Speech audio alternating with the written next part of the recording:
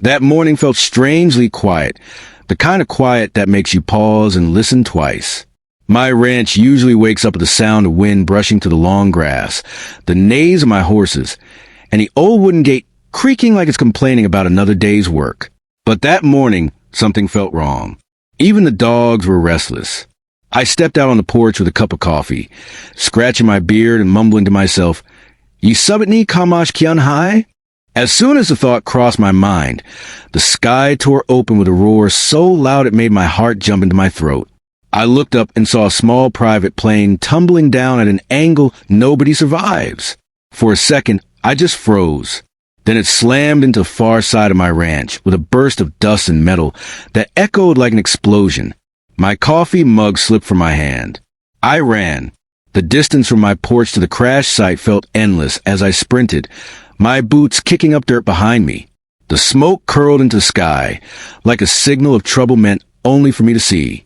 When I reached the wreck, the front of the plane was crumpled like paper. A wing was torn off, lying 20 feet away, and the propeller was twisted like a toy. Flames licked the edges of the metal, but hadn't engulfed the whole thing yet. Inside, I could hear someone coughing. Without thinking twice, I tore open what was left of the door, burning my palms on the hot metal. A young pilot, barely in his 20s, was slumped over, bleeding from the forehead but breathing. I grabbed him under the arms and dragged him out before the flames took over. He groaned and whispered, "Don't let them find the box." I didn't understand. I just nodded, pulled him away from the wreck, and laid him against a big rock, checking his pulse. He was alive, barely. I called 911 immediately, explaining the situation. They assured me responders were on their way. But before even 10 minutes had passed, I heard another sound, this time not from the sky but from the road. A car pulled up fast and swirled dust everywhere. It was Karen. Yes, that Karen, the president of our HOA, the woman who once tried to find me because my horses looked too dusty, as if I could send them to salon every week. She got out wearing oversized sunglasses, heels too tall for ranch soil, and an expression that already accused me of something. "What did you do?" she shrieked. "Do you realize this violates multiple HOA regulations?" I stared at her. "Karen, a plane just crashed." She crossed her arms. "Exactly. On your property. Do you know the HOA legal codes for hazardous debris, aerial disturbances, and emergency noise violations?" She actually pulled out a clipboard. A clipboard? At a plane crash. My eye twitched. "Karen, this is a federal emergency situation. Why are you even here?" She scoffed. "Because everything that happens in this neighborhood goes through me. And if there's any damage to shared community visuals, I need to report it. Also, why is there smoke? That's a fire hazard. I'm calling the police. I know people in the department." Before I could stop her, she was already dialing, pacing in the dirt like she was overseeing a construction project. Meanwhile, the pilot weakly called out to me, "Please, the box in back of the plane." I went to check, carefully navigating around the wreckage. Behind the torn metal seat frames, under a panel, I found a small black device, almost like a hard drive. Heavy, unmarked. It didn't feel like something a young commercial pilot would randomly carry. I slipped it into my jacket, unsure of why, but knowing instinctively that it mattered. As I turned around, I heard Karen talking loudly to the police dispatcher. "Yes, officer, it's urgent. There's a dangerous man on the ranch. Me, the HOA president, am reporting him. He's harboring illegal aircraft debris and obstructing safety protocols. Yes, I think he might be responsible. Yes, he looks suspicious." My jaw dropped. "Karen, I literally saved someone's life." She waved her hand dismissively. "That's what they all say." Minutes later, the first police car arrived, sirens wailing. 2 officers stepped out, hands resting on their belts, eyes scanning the scene. Before they could even ask a single question, Karen ran to them dramatically, pointing both hands at me as if she caught a criminal mastermind. "Arrest him. He's hiding something. I know it. He caused this crash."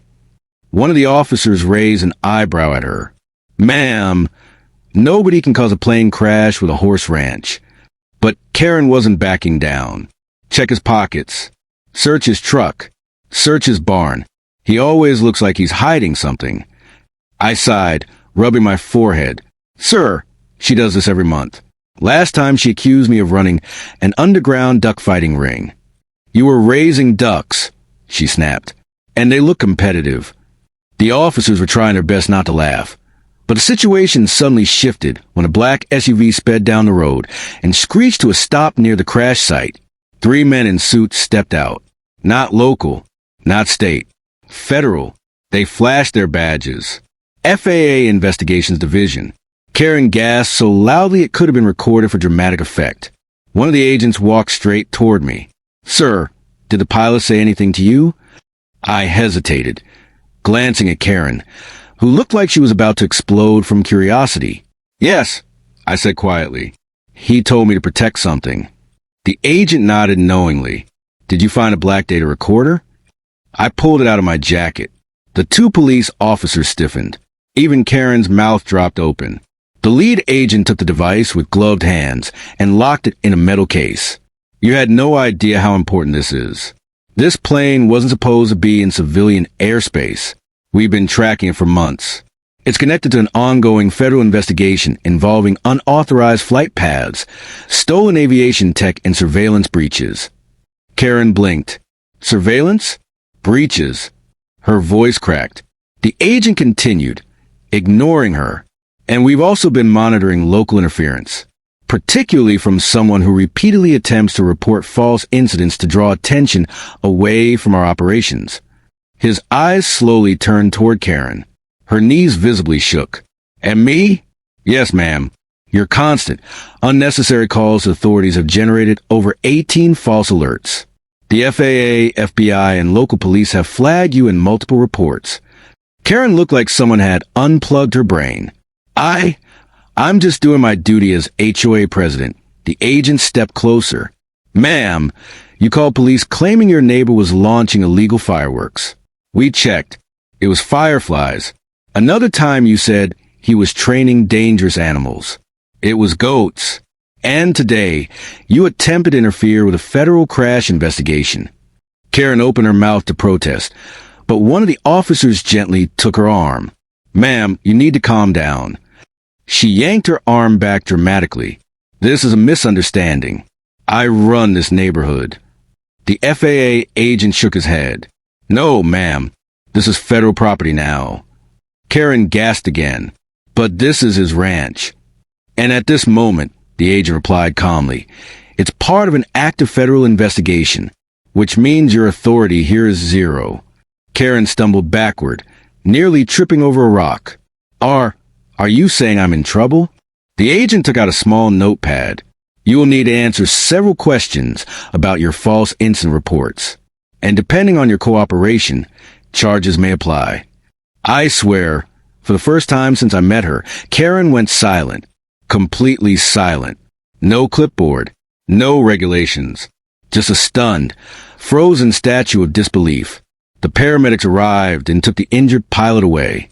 The police, satisfied with my cooperation, thanked me for saving him. The FAA agent stayed behind, asking me a few more questions, making sure I hadn't been approached before. Before leaving, the lead agent placed a hand on my shoulder. You did the right thing today. That device may help us uncover a network we've been chasing for years.